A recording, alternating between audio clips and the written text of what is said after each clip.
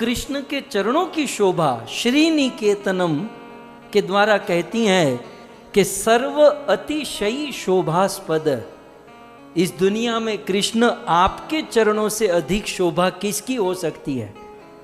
आप कहते हो कि हमारा हृदय सुष्ठु है, शोभनीय है। नहीं कृष्ण, हमारे हृदय से भी अधिक शोभनीय आपके चरण है। सर्व अतिशय शोभस्पद तव, सबसे अधिक शोभास्पद यदि कोई है तो वो आपके चरण है। और इसीलिए अलंकार वर्यणम एव कृष्ण, ये आपके चरण हमारे हृदय में आएंगे ना तो हमारा हृदय अलंकारित हो जाएगा। वास्तविक हमारे हृदय का अलंकार वो सोना गहना चैन ये नहीं है, आपके चरण है। भूषणम भूषणांगम, आभूषण के भी आभूषण है कृष्ण आपके चरण। और सभी अलंकारों की अलंकार साक्षात लक्ष्मी देवी जो आपके चरणों में बैठी है। और ऐसे श्री कर श्री निकेतनम, ऐसे चरण कमल हमारे हृदय में आ जाए तब तो कहना ही क्या कृष्ण। गोपियों का अद्भुत भाव आज कृष्ण के सामने प्रस्तुत हो रहा है। कृष्ण के चरणों की महिमा गोपियों ने कहा श्री निकेतनम, श्री लक्ष्मी जी जहां पर रहती है प्रभु। एक बार क्या हुआ, भगवान ने लक्ष्मी जी को अपने हृदय में स्थान दे दिया। आप जानते ना, भगवान विष्णु के वक्षस्थल में श्री जी की रेखा है, मतलब लक्ष्मी जी रहती है। અને લક્ષ્મીજી આપણે ગુજરાતીમાં કે ને હરખ ફદુડા થઈને ભગવાનના વક્ષસ્થલમાં બેસી ગયા। भगवान ने क्या सोच के लक्ष्मी जी को हृदय में बिठाया? भगवान ने सोचा, ध्यान से सुनिएगा, आचार्यों ने बहुत सुंदर भाव दिया।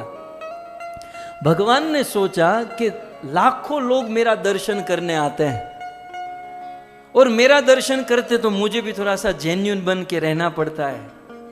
यदि लक्ष्मी को यहां बिठा दूं तो सब लोग लक्ष्मी को देखते रहेंगे और मैं छूट जाऊंगा, मैं मगजमारी से छूट जाऊंगा। और ऐसा ही होता है।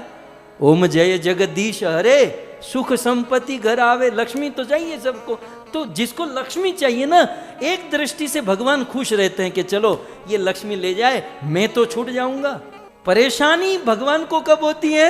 जब न धनम न जनम न सुंदरी, जब धन को ठुकरा देता है, जन को ठुकरा देता है, तब भगवान का दिमाग चकराने लगता है कि ये किस माटी का बना है, इसको न धन चाहिए न जन न सुंदरी। तब भगवान सोचते हैं कि अब मुझे यहाँ से निकलना पड़ेगा और इस भक्त के पास जाना पड़ेगा। तो छूटने के लिए भगवान ने लक्ष्मी जी को अपने हृदय में बिठा दिया और लक्ष्मी जी बैठ गई कि चलो मैं भी देखूंगी कि कौन मेरे पति को आलिंगन करता है, कौन मेरे पति से आलिंगन करता है, कौन मेरे पति के पास आते हैं। लक्ष्मी जी बैठ गई। तो लक्ष्मी जी ने देखा, कुछ दिन तक लक्ष्मी जी भगवान के वक्षस्थल पर बैठी। फिर लक्ष्मी जी को पता चला, यार ये प्रभु के छाती में वक्षस्थल में बैठना ये तो घाटा है, ये तो बहुत बड़ा लॉस है।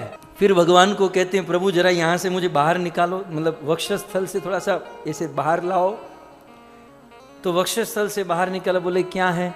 बोले प्रभु मुझे आपके वक्षस्थल में नहीं बैठना है, मुझे आपके चरणों में बैठना है। तब भगवान ने कहा, देखो चरणों में ऑलरेडी तुलसी देवी है, तुलसी पत्र कहाँ, तुलसी का वास कहाँ? भगवान के चरणों में है।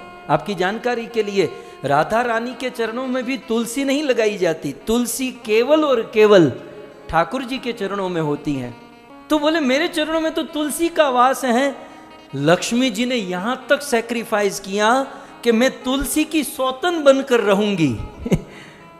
मतलब आपकी दूसरी प्रेमी का जो है, मैं सौतन बनकर रहूंगी। भगवान ने कहा, देखो मेरे चरणों में ये सारे दास्य भक्ति के जो भगत हैं वो सब मेरे चरणों में पड़े रहते हैं। ओम विष्णुपाद परमहंस परिवाचार्य, विष्णुपाद, भक्तिपाद, कृष्णपाद, भगवत पाद, ये सब मेरे चरणों में है। लक्ष्मी जी ने कहा कि कोई बात नहीं, उन सब के बीच में ही मुझे बीच में बिठा लेना, लेकिन हृदय में रहना घाटा है प्रभु, मुझे आपके चरणों में रहना है। और फिर तो यदवांछया श्रीललना अचर तपो। फिर तो लक्ष्मी जी जीद कर बैठी कि मुझे आपके चरणों में तब भगवान ने कहा, देखो मेरे चरणों में यदि तुम्हें स्थान चाहिए तो ऑलरेडी मेरे चरणों में प्रणत देही नाम गोपिया है, तुलसी जी है।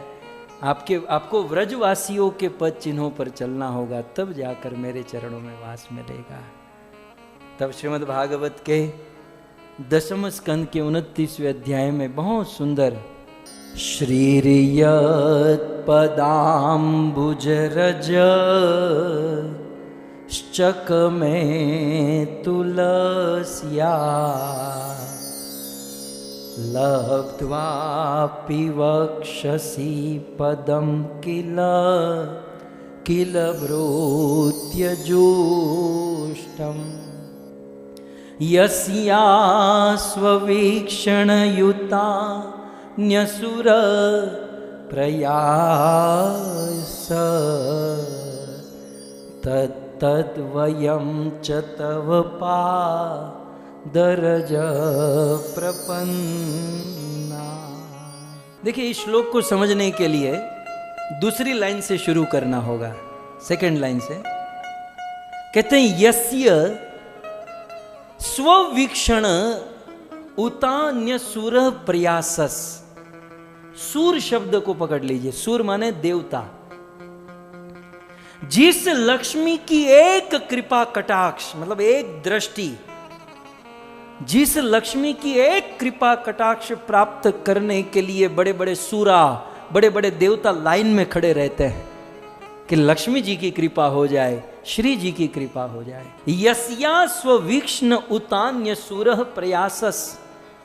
और इतना ही नहीं, वो देवता प्रयास भी करते हैं कि लक्ष्मी जी की कृपा हम पर हो जाए। कब होगी लक्ष्मी जी की कृपा? और ऐसी श्री जी, श्री लक्ष्मी जी, श्री, अब पहली लाइन में आ जाइए। ऐसी लक्ष्मी जी जिसको देवता भी देखना चाहते, जिसको प्राप्त करने के लिए मनुष्य तो हम तो देख ही रहे हैं रात दिन सुबह उठकर जिस लक्ष्मी के पीछे, लेकिन देवता भी जिस लक्ष्मी को चाहते हैं, यस्य, ऐसी श्री लक्ष्मी जी, श्री प्रथम लाइन में, यत् पदाम्बुज उपचक्र में, भगवान श्री कृष्ण के चरणों में बैठी है।